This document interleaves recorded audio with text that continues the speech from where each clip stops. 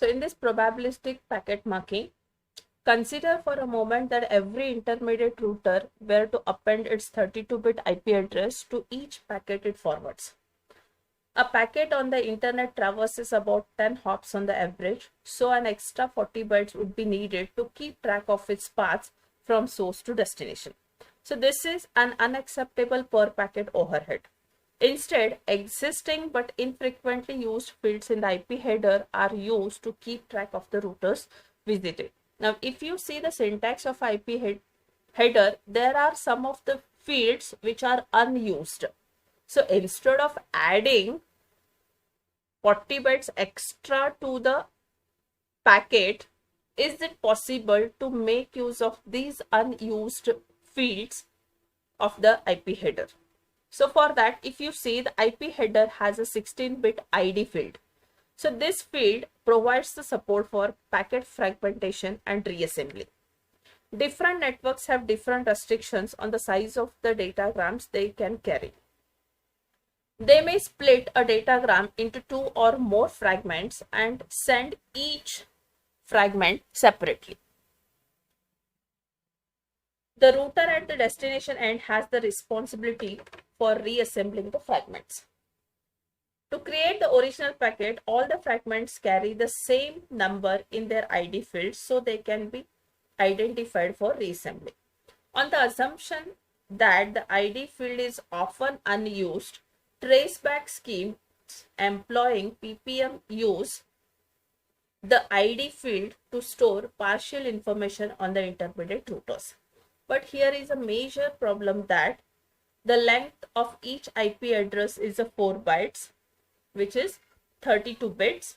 How can a packet store router address information in a 16-bit ID field?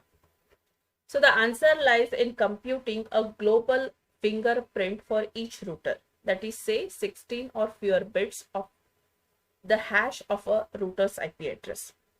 An intermediate router writes its fingerprint value into the ID field of a packet with probability P. Note that it could overwrite a previously written fingerprint of a router closer to the source of the attack.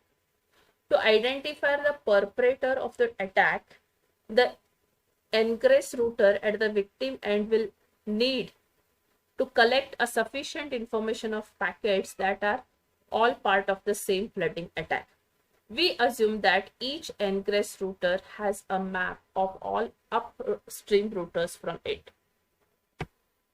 So next one is a packet logging.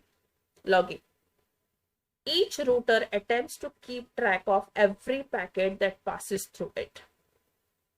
Packet logging makes use of the idea of a packet fingerprint or digest. This is computed using a well-designed hash function, one that distributes the hash value uniformly across all possible hash inputs. An interesting feature of packet logging is that it can help trace even a single row packet.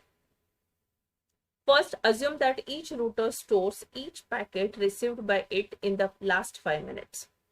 Suppose the victim wishes to obtain the exact path followed by the packet received by it. The idea is that victim's ingress router A queries each of its adjacent routers where they have been sent the packet. Now, if you see here, it's a probabilistic packet marking. Now, suppose V is a victim over here and S is a source. Now, if you see, V first sends a packet to the A. Then there are so many multiple paths available. So now a router fingerprint in the ID field of IP header, if you see, the packet which is arrived at D has written the value as a D, which is not overwritten. But suppose the packet 2 which has routed to E first, but then after it has been overwritten by the C. So by using this information, we can go for detecting the attack. So we can trace back the source of the attack. Okay.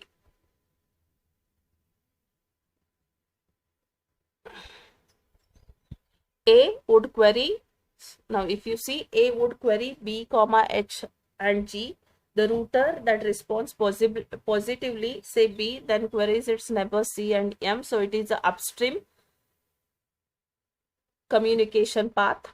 The one that responds positively then contact its neighbor and so on until the source of the packet is traced. The storage requirement can be further reduced by the use of a space efficient data structure called Bloom filter. Let n be the maximum number of packets to be stored in a router in a given interval, say 7 minutes.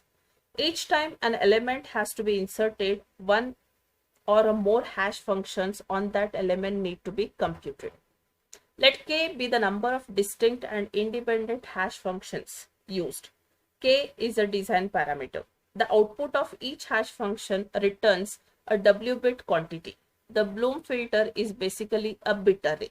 Let m equal to 2w be the size of this array. Packet insertion. When a packet enters the router, the k hashes are computed on its content.